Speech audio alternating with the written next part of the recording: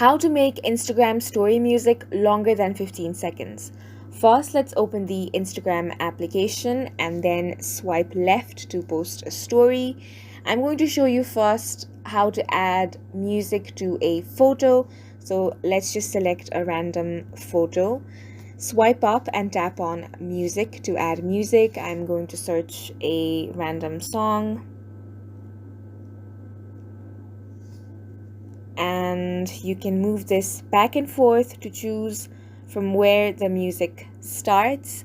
As you can see, there is this small circle with 9 written on it.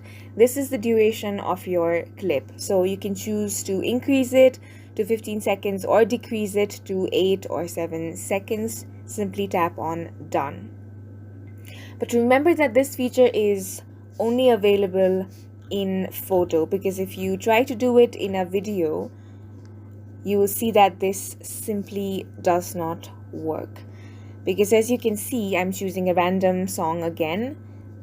You can see that you are not able to change the duration of the song in a video. So I'm going to show you a simple way on how to fix that.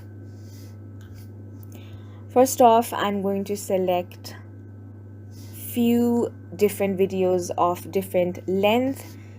Simply tap next to add the clips. And now I'm going to select a song.